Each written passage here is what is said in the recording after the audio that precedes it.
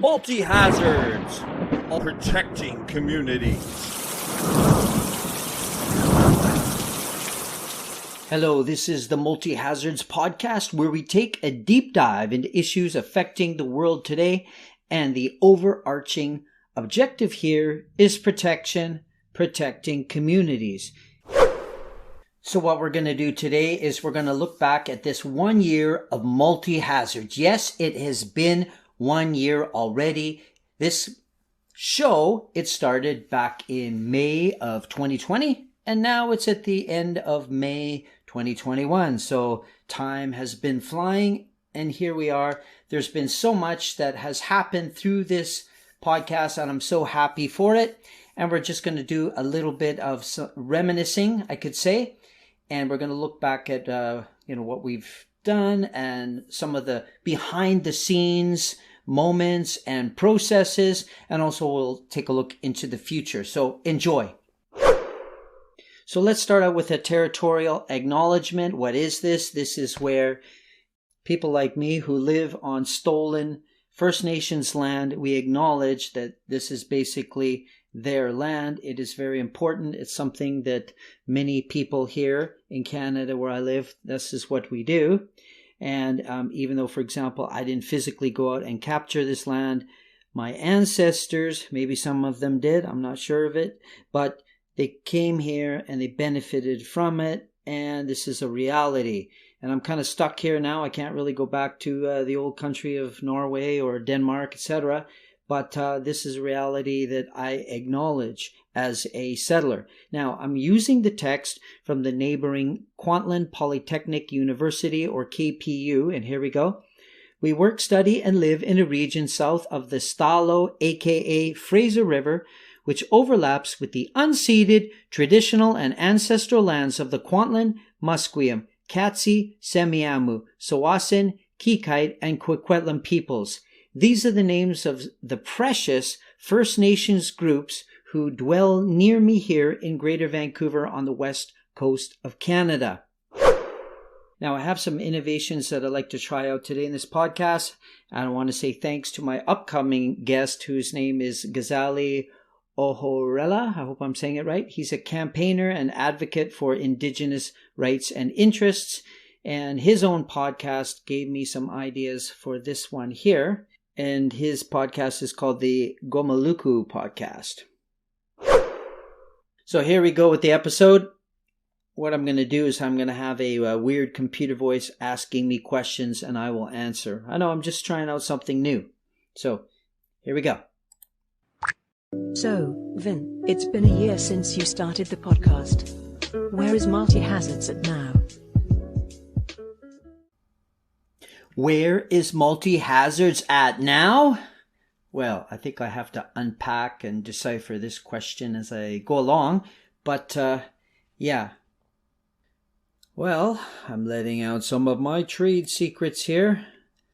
But basically, I found a LinkedIn message that I sent to somebody who's asking about the feedback and everything I'm getting from the podcast.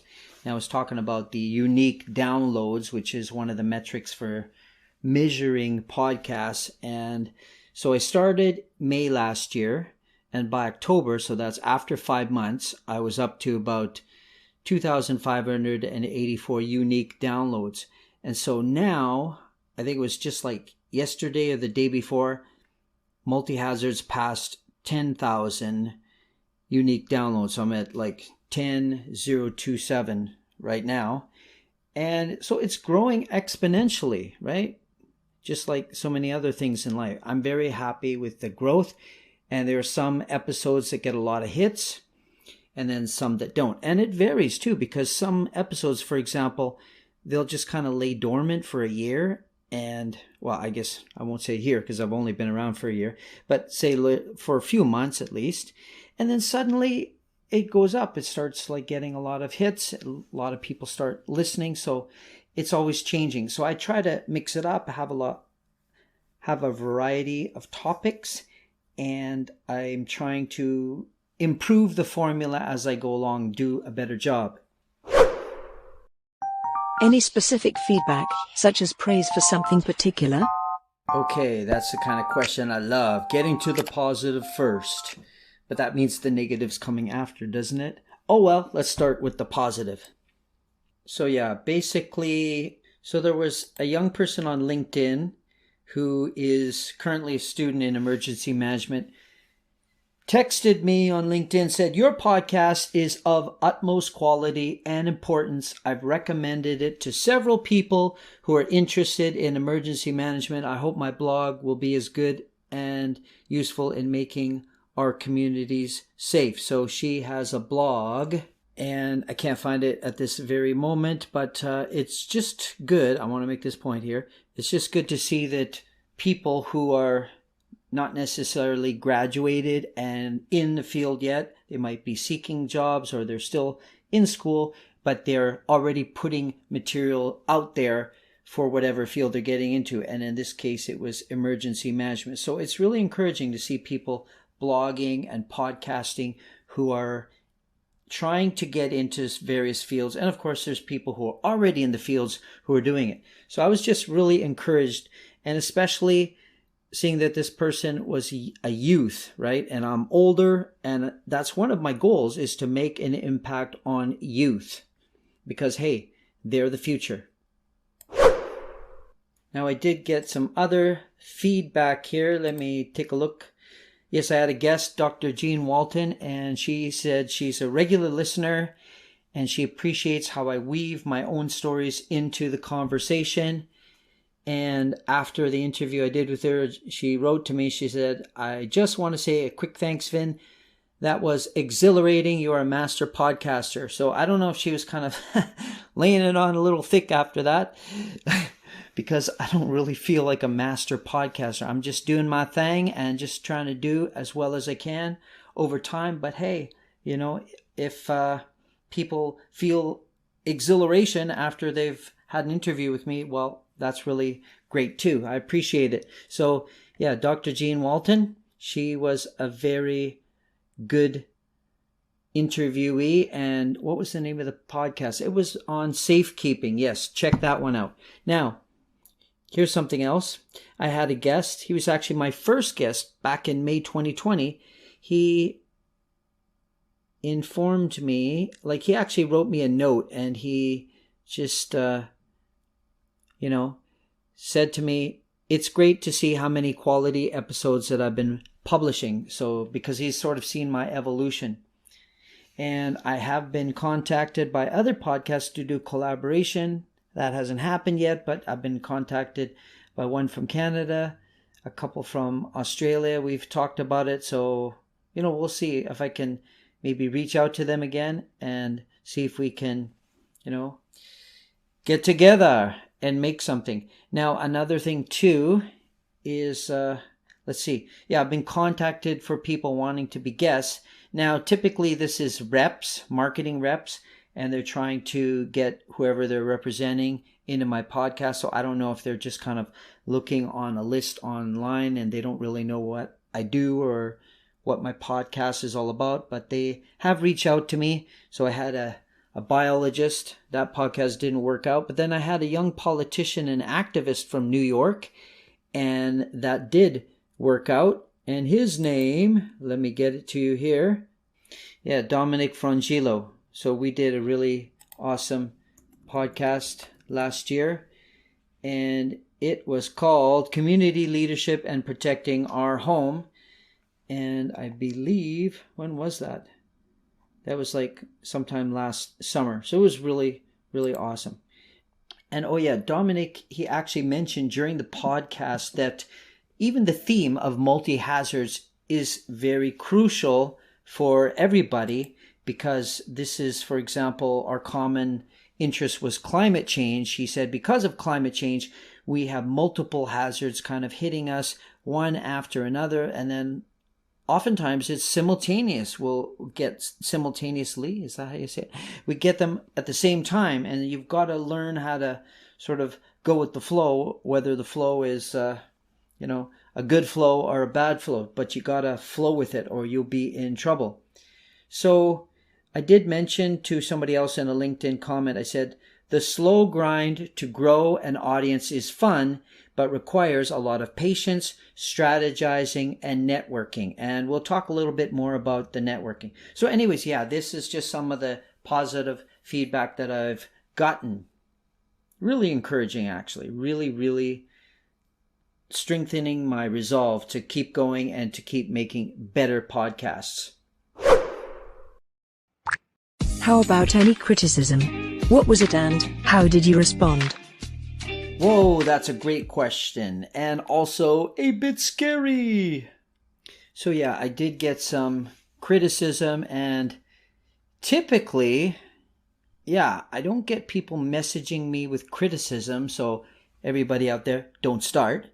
But, I do like constructive criticism that, you want to improve something, that you actually care for me, you care for the podcast, you want to see it improve. Go ahead and message me. Now, I did sort of have this circumstance where I was involved with this group, and then there was a meeting where this person was not really happy with what I said.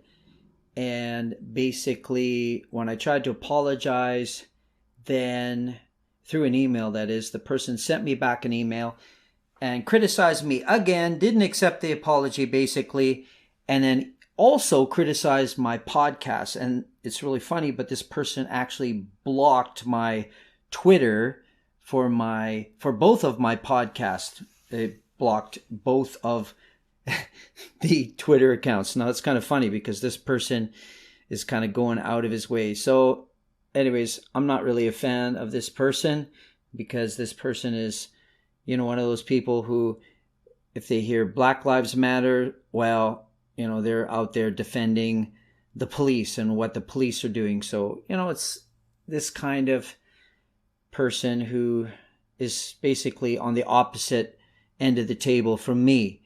Right? So anyways, whatever. I guess once in a while we got to engage these kind of people, but they're not my favorite types to hang out with or to talk with. And inevitably there's going to be some butting of heads because we totally disagree on key issues. And the criticism basically was saying that, you are not taking personal responsibility for whatever. You're blaming your situation, your circumstances, you're blaming the system, and you're not taking personal responsibility.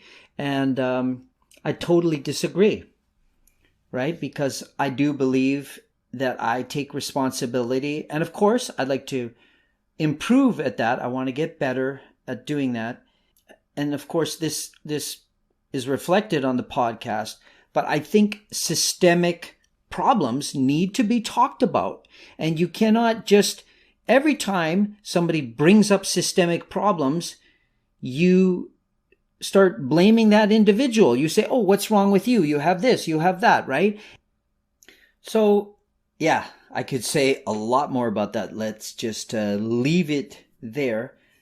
But, criticism, it's always hard. It's always hard to deal with it. And often I think about it a lot more than I do praise. Praise is kind of, I won't say it's cheap. Praise is important. It needs to be there. But on the other hand, people are always like, great job, But when people criticize you, in some ways, I appreciate it more because it gives me a time of self-reflection. And I'm like, what am I doing wrong? And it gives me a chance to say, am I on the right path? And so, thank you to that critic, even though we don't like each other, but thank you. And it's always a chance to grow and to improve and to get better and to know whose side you're on, whose team you're on, and who you're fighting for, and what is your cause, and is it worth it or not? So let's move on. How has producing the Multi Hazards podcast changed you? How has it changed me? That is a very profound question. So let me just say, first of all, I have learned so much. I have really, really learned so much. And I have mentioned in some of my episodes that from, May of 2018 till December 2019, I took 60 plus online courses. Now, this include many. So this included many graduate courses. That means master's level, bachelor level. So that's undergrad, and professional courses. And it was just a variety of topics, right? The most I studied was emergency management. And this was at a place called the Justice Institute of British Columbia. It's actually not too far from where I live. And then I also studied, climate change adaptation. I took that at the University of Waterloo. And so I also, on the side, I studied Indigenous Studies at University of Regina. I did a couple courses. I did another certificate in climate change policy and practice from University of Toronto. That was a professional certificate. Yeah, and I did so much stuff. I did like a couple hacking courses, like cyber security, and environmental reporting, and just a whole range of courses, including like even business courses, HR, blah, blah, blah. So it was a lot, right? I packed basically three plus years into 5 semesters. Yeah. But I have to say to you that doing this podcast in the last year, I feel like I have learned more. Now, maybe I actually haven't learned more, but I feel like I have, because I have to do a lot of work reaching out to people, connecting with them, and then making questions for them. I have to read up on them, watch their YouTube videos, listen to other podcasts. So a lot of preparation goes into that. And then the day of, we sit down through Zoom and we have this podcast, and it's really a beautiful time. And then there's the follow-up, and I make a study guide, and I have to put a question for every, say, 3 or 4 minutes of talking. So it's a very rich experience for me. I have learned a lot. And even just like the art of podcasting, the art and science of it all, I've learned so much. And I've grown in, I would say, a broader consciousness of the world and people and different kinds of perspectives, right? And walks of life. Now, I have to admit that people who start out in any fields, they have this, what they call an imposter syndrome. It's like, oh, what am I doing? I'm not really a professional. Oh, I'm just, I'm an imposter, right? So I've had those feelings, especially in the beginning, for podcasting in itself, and also for doing stuff on disaster risk reduction, which I studied before, and then I started podcasting about it. But I was thinking, oh, am I really on par with these guests that I'm talking to, so that I can talk intelligently about the issues at hand, and not just from a journalist's point of view, or sort of a journalist wannabe's point of view, but as somebody who has studied the field and wants to do many of these same things as a career, right? So this podcast has helped me grow in sort of an anti-imposter syndrome feeling. So yes, feeling that I am professional and I know my shit. I know my stuff. So yeah, and the other thing about personal development is that the podcast, it's helped send me in a new direction for my future, because it's getting me to be more intentional in what I believe and what I think about, say, disaster risk reduction, climate change, adaptation, and these other fields that I want to do as a career, like in protecting communities. So one example of that is, like, I'm really up on this whole field of anti-racism. I think it needs to be, at least for me, an integral, or do you say integral? A very important part of, say, disaster risk reduction and climate change adaptation and all the other fields that are involved in this. Anti-racism has to be there. It shouldn't be just a little add-on that we put in. Anti-racism must be upfront, because, believe it or not, a lot of the woes of our society are because of racism or other kinds of discrimination and basically trampling on other people's human rights. So yes, I've grown a lot. I've changed as a person, and I'm going to keep changing. And this podcast is part of that. It's sort of an extension of me, right? Like I said in the very first podcast I ever did, I mentioned that there was this professor, and I think it was University of Toronto, Marshall McLuhan, and he passed away a long time ago. But he had a really cool quote, and he said that basically all technology is an extension of the body, the human body. And for example, you could say that the wheel is an extension of your foot and the computer is an extension of your brain. So this podcast, in a way, is an extension of my own personality, and you get the good of me, and you also get the warts and the problems of me coming out into the podcast. And hey, that's just the same as everybody else's podcast and stuff that they do. So there you go. So let's move on. How has the podcast assisted you with networking, with connecting with others who are professionals or lay people in the fields focused on protecting communities? What's happening with your networking? What's happening with my networking? Love that question. Love it. Well, I gotta say, a lot has been happening. Yes. So I've been able to, through the podcast, connect with a lot of people in various fields. So disaster risk reduction, which we call DRR, climate change adaptation, or CCA, cybersecurity, climate activism.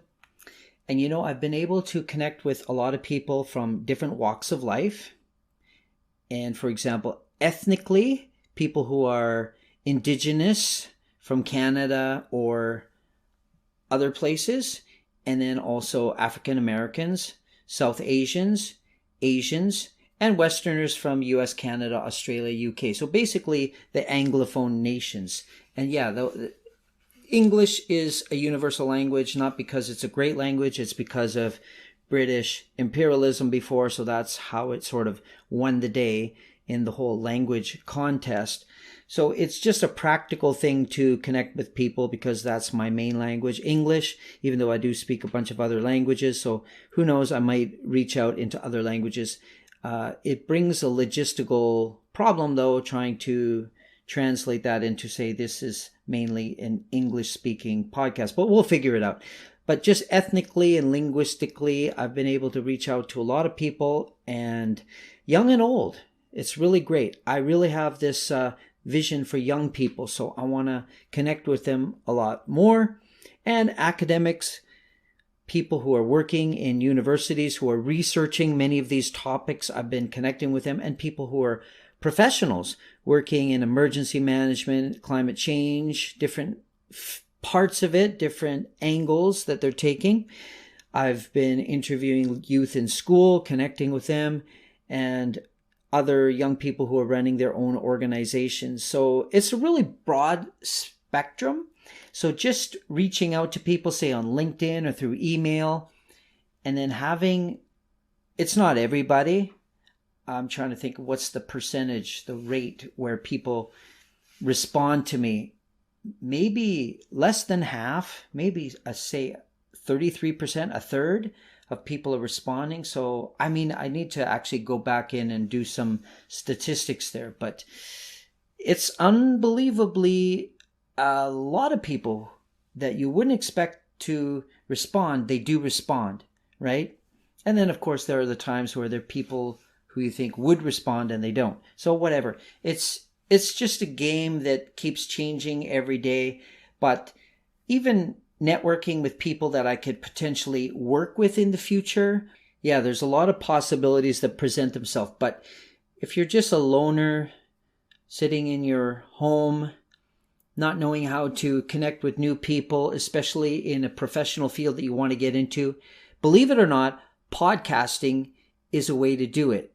Right? It's not just about, reaching out to an audience and presenting your message, but a lot of it is the behind the scenes part where we're interacting with other people who are, say, professionals, and even some podcasters or people who are doing different things, even blogging or YouTubes,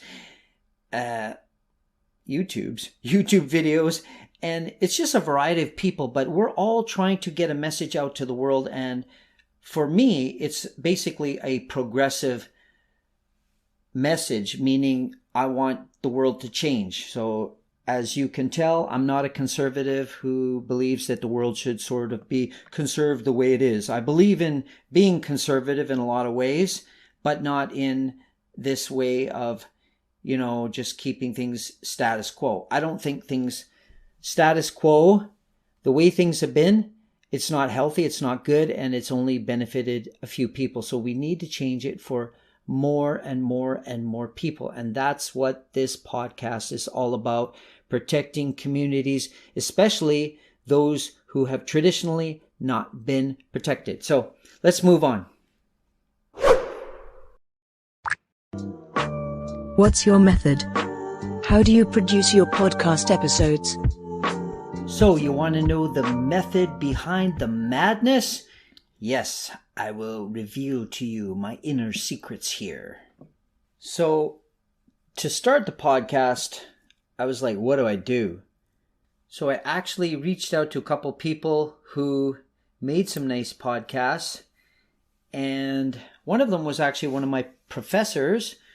And she has a podcast called Disaster Heroes. And her name is Suzanne Bernier. So I had the privilege, after I had taken a course with her, to talk to her on the telephone. And she gave me some ideas and tips.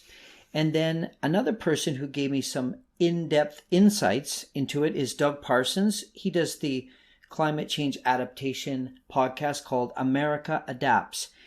And there's a couple sources from him. Number one, we talked on Zoom. We got some good, communication happening. He gave me some really great advice. And then he also has a lecture that he did. I can't remember which university it was, but he did a lecture to a university crowd about podcasting. So he referred me to that, and I listened to it, and it was just brilliant because it gives a step-by-step breakdown on how to do podcasts.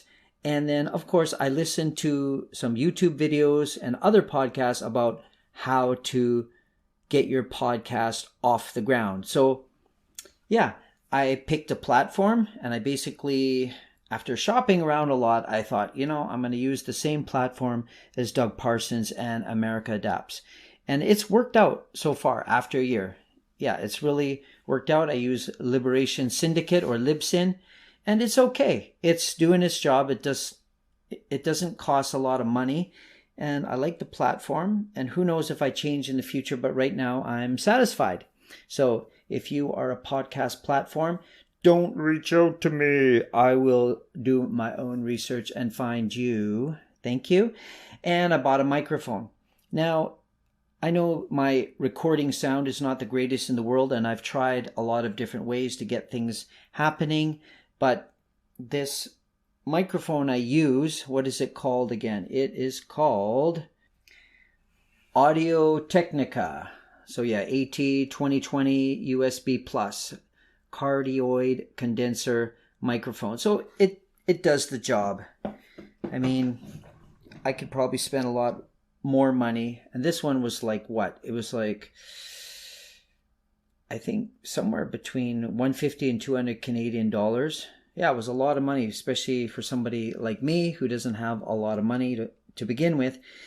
So it was a sacrifice, but it was worth it because it's been a good microphone until now.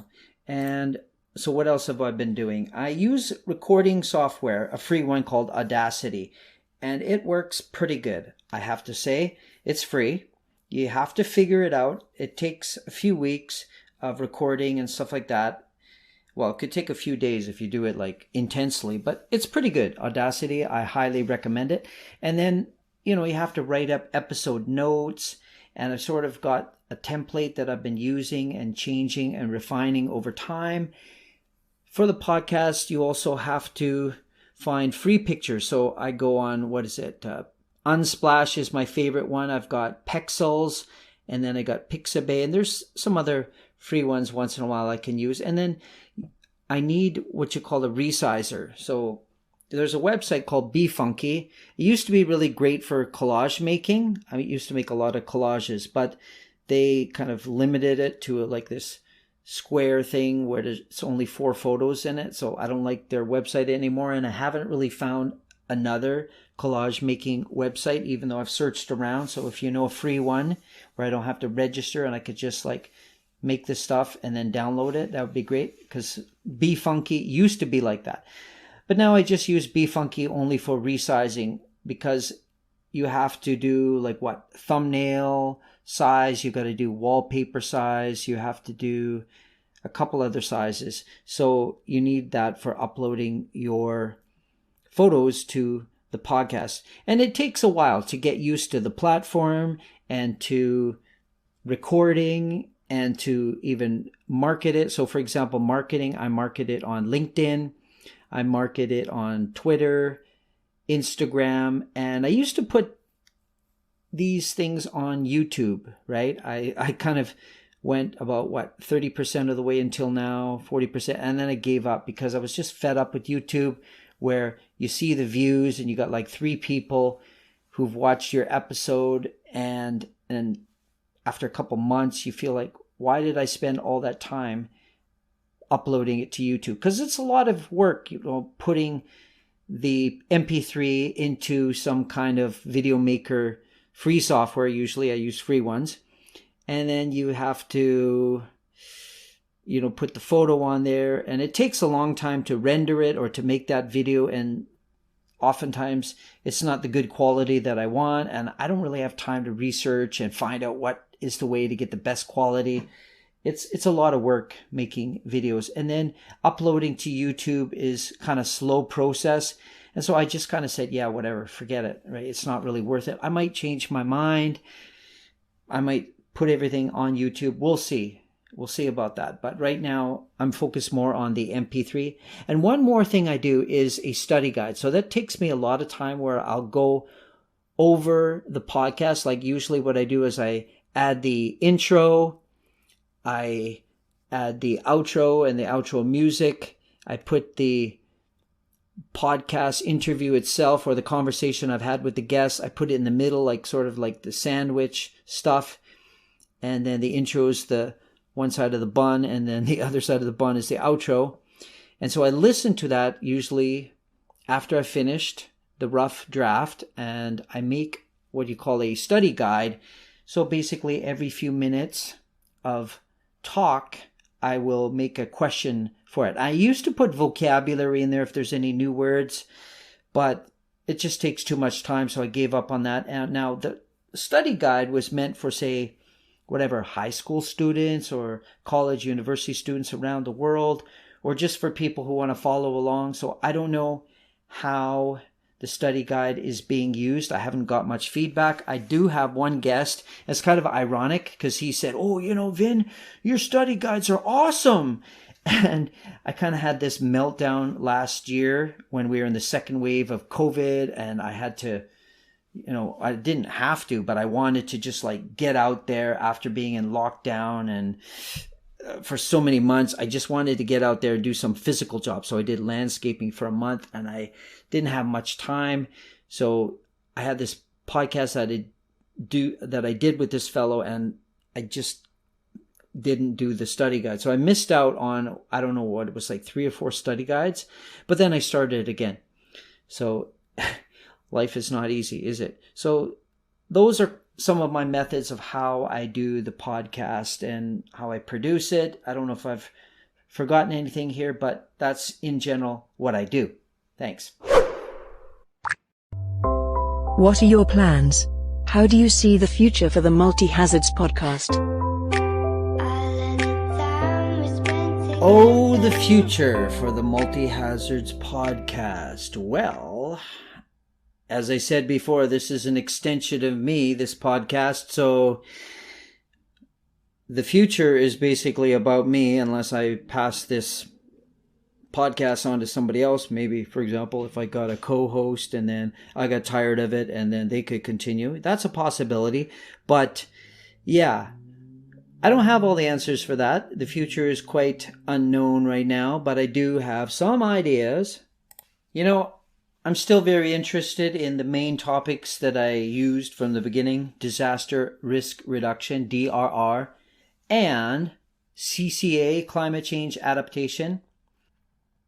So I will continue to have them as kind of basically the core of this podcast, even though it's kind of moving in new directions. And in my potlatching, in my non-podcasting life, I basically need to make money, right? Which is kind of unfortunate that we always have to be thinking about making money. But I might have a way to monetize multi-hazards. I don't want to throw a bunch of ads in there. I think it'll ruin it. And we'll have to see the future for that. But I want to feature disaster risk reduction, climate change adaptation. I want to have other topics also. I would like to have other topics. So I want to keep this rich. I want to keep it broad. And in my non-podcasting life, I do want to work projects or full-time jobs or part-time jobs in the fields of disaster risk reduction and climate change adaptation in my hometown or beyond. And it seems so far nearly impossible because there's just so much competition, and I don't really want to go out and get another master's degree. I have one, and I did sort of a half master's degree in climate risk management with the University of Waterloo. So, honestly, I don't want to spend more money on school, right? I want to be able to get a job without investing more or paying more. I want to start shining right now and showing my knowledge and working with other people, partnering. So the things that are happening in my non-podcasting life are similar to what's happening in my podcasting life. So we'll see how these two spheres kind of merge and work together over the next few months and years.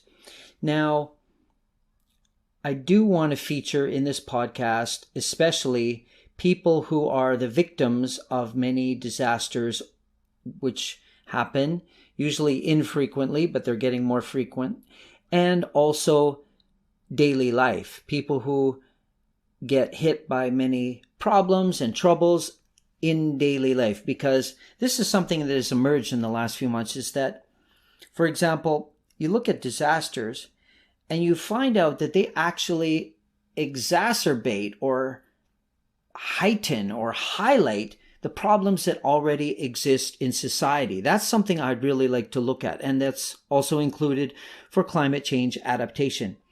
So this includes anti-racism. That's a big topic for me right now. Anti-racism.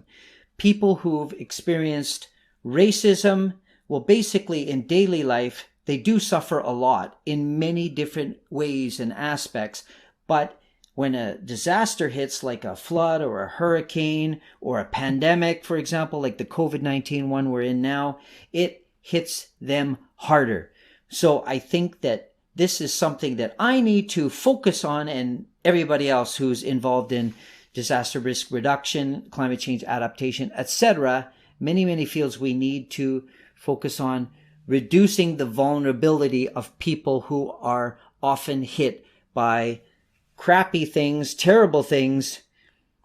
Could be disasters, but it is often the daily life experiences, right? Now, very interested in what they call the so-called Black experience, or the people who are of the African diaspora or ancestry. Very interested in what's going on with them. I want to talk more with them, have more people who have that background on my podcast. I also would like to feature a lot more indigenous peoples, and then other kinds of people who are from very diverse backgrounds, and also including people who are like me, who are of European ancestries, but who have very broadened minds, who are progressive, and they kind of can get along with everybody else, but not try to hog the spotlight or be, so-called white-centered, everything's got to be about us. No, we white people are just a small part of the big picture, and that's how we have to live and operate and be satisfied with that, because I think it's great to be part of a mosaic, not to be like always in the spotlight. I don't want that. I want to be on the sidelines a lot. Once in a while be in the spotlight, but I want to feature other people on the platform in the spotlight. So it's really great to hear from people, especially people of African heritage or indigenous peoples and other nationalities, ethnicities, backgrounds, ages, could be LGBT, could be people who have different, say, spiritualities, etc., different backgrounds. Really spruce up the podcast, make it better. And I'd like to say that these peoples that I've talked to, these different kind of people, they're very strong, they're very resilient, and they are role models in their own communities and to everybody else in the world, and they have tons of wisdom.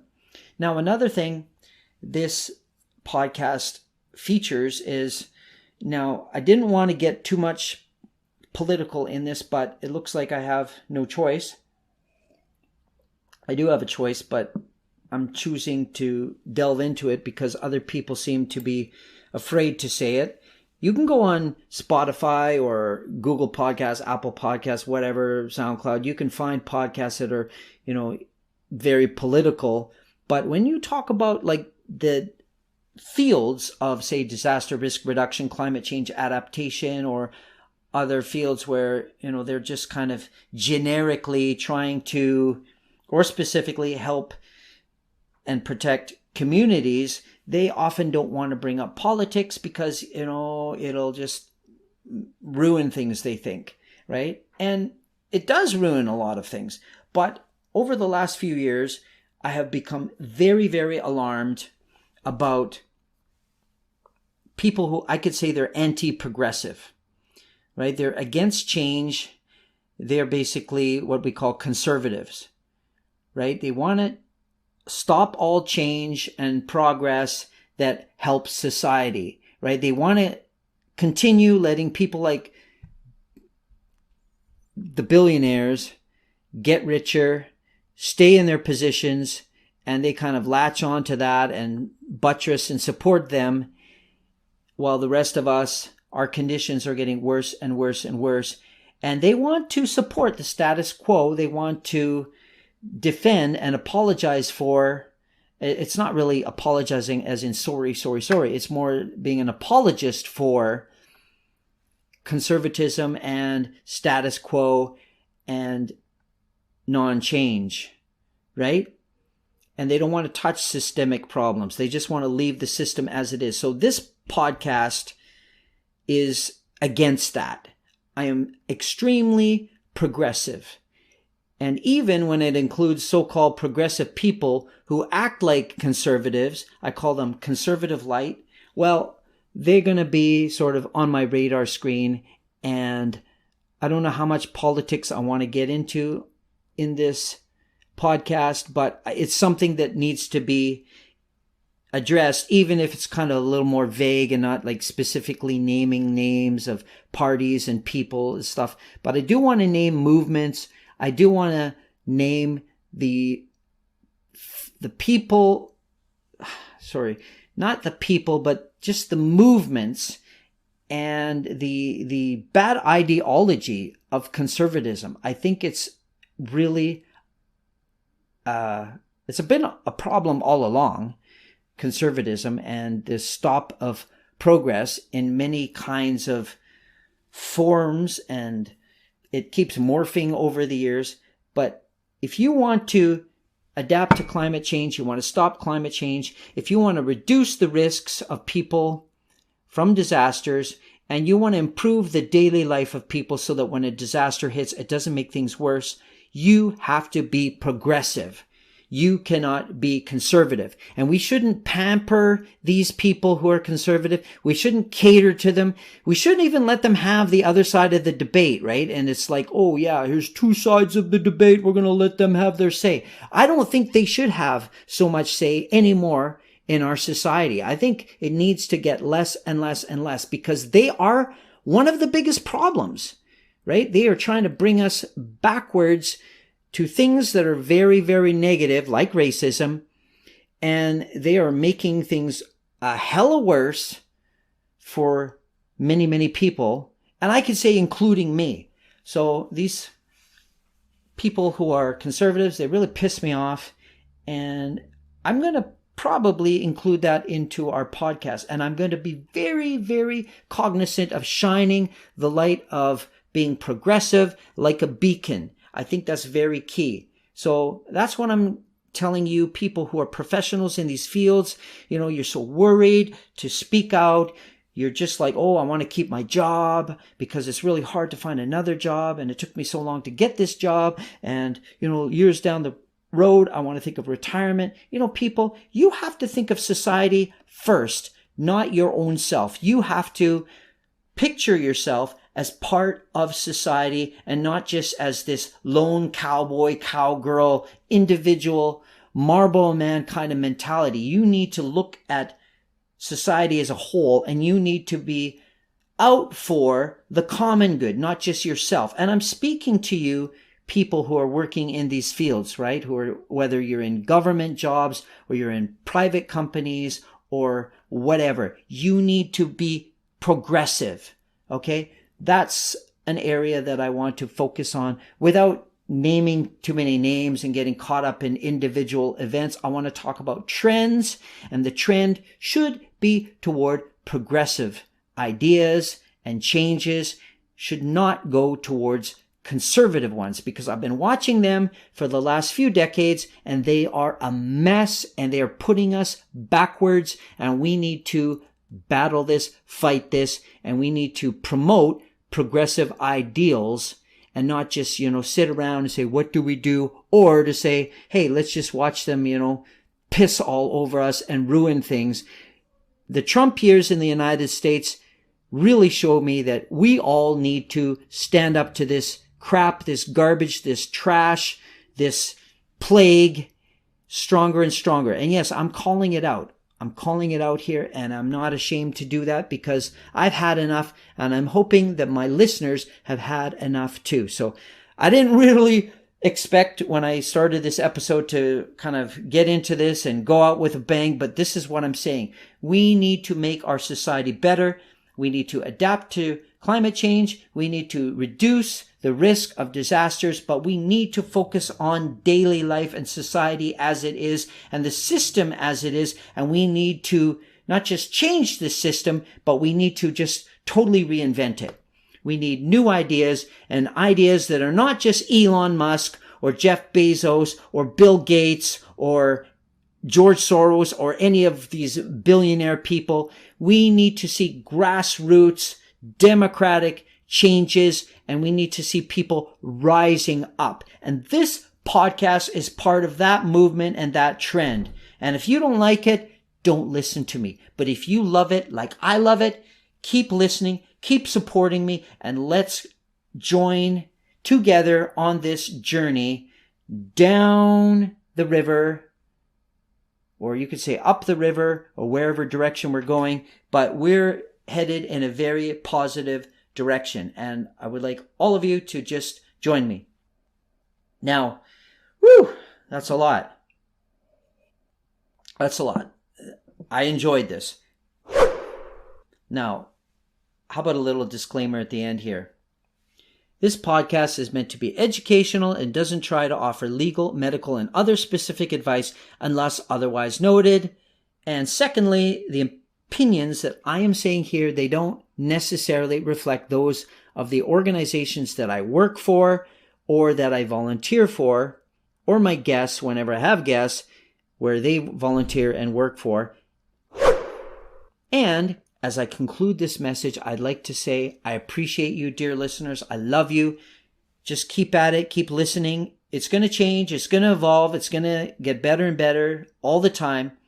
Please stay safe out there and stay tuned for more episodes. This is Vin Nelsen wishing you the best as I lose my voice on your journey of surviving and thriving with all that life throws at you. Cheers to you all. Peace out.